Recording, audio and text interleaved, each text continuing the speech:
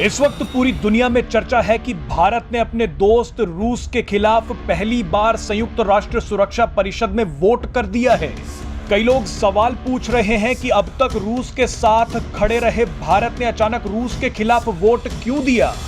दरअसल थोड़ी परत कुरेदेंगे तो आपको पता चलेगा कि भारत ने एक बड़ा कूटनीतिक दांव खेल दिया है। इस वोट के बावजूद भारत और रूस के बीच दोस्ती और मजबूत होने वाली है। पुतिन इस बात को अच्छी तरह से समझते हैं और वो इस वक्त जरूर मुस्कुरा रहे होंगे। आइए पहले आपको बता देते हैं कि ये पूरा मामला क्या है और संयुक्त राष्ट्र सुरक्षा परिषद में किस मुद्दे पर वोट डाले गए थे। दरअसल संयुक्त राष्ट्र सुरक्षा परिषद ने यूक्रेन की आजादी की 31वीं वर्षगांठ के मौके पर 6 महीने से जारी युद्ध की समीक्षा के लिए एक बैठक की थी। यूक्रेन के राष्ट्रपति वोलोदिमीर ज़ेलेंस्की चाहते थे कि वो इस बैठक में वीडियो कॉन्फ्रेंसिंग के जरिए एक भाषण दें। इसके बाद रूस ने कहा कि ज़ेलेंस्की को सुरक्षा परिषद में भाषण देने से रोका जाए। तो अब संयुक्त राष्ट्र सुरक्षा परिषद को फैसला लेना था कि किसकी सुनी जाए, रूस की या यूक्रेन की। इसी मुद्दे को लेकर वोटिंग कराई गई। आपको बता दें कि सुरक्षा परिषद के 15 सदस्यों में से ज्यादातर ये चाहते थे कि ज़ेलेंस्की को बोलने दिया जाए। इसलिए 13 देशों ने यूक्रेन के पक्ष में वोट डाल दिया, जिसमें भारत भी शामिल था। वहीं रूस का वोट खिलाफ में गया और चीन ने इस वोटिंग में हिस्सा नहीं लिया। यहां एक बात गौर करने वाली है, सुरक्षा परिषद की इस वोटिंग में वीटो का कोई महत्व नहीं था। अमूमन जब भी सुरक्षा परिषद में वोटिंग होती है तो 5 स्थायी सदस्यों के पास वीटो का अधिकार होता है।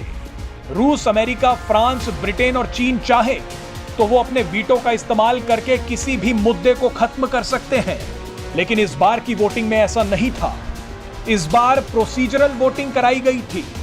प्रोसीजरल वोटिंग का मतलब है कि संयुक्त राष्ट्र के किसी स्थायी सदस्य के किसी प्रस्ताव पर वीटो करने के बावजूद उसे स्वीकार कर लिया जाएगा। कुछ मामलों में इसी तरह की वोटिंग कराई जाती है। अब सवाल यह है कि यूक्रेन के पक्ष में वोट डालने पर क्या रूस भारत से नाराज है? इसका जवाब है नहीं। आपको बता दें कि रूस को इस प्रस्ताव से कोई फर्क नहीं पड़ता। भारत ने यहां 2 जबरदस्त दांव खेले हैं। भारत का सबसे पहला दांव तो यही है कि रूस को इस प्रस्ताव से कोई फर्क नहीं पड़ेगा। इसलिए रूस के खिलाफ में वोटिंग करने के बावजूद पुतिन को यह पता होगा कि किस बैलेंसिंग एक्ट के तहत भारत ने यह कदम उठाया है।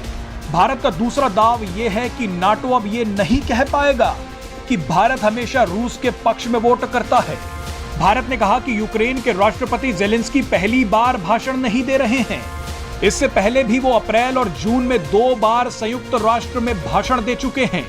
भारत ने कहा कि रूस के साथ हमारी दोस्ती उस प्रस्ताव पर वोटिंग से साफ हो गई थी, जब हमने युद्ध के लिए रूस को जिम्मेदार ठहराने से इनकार कर दिया था।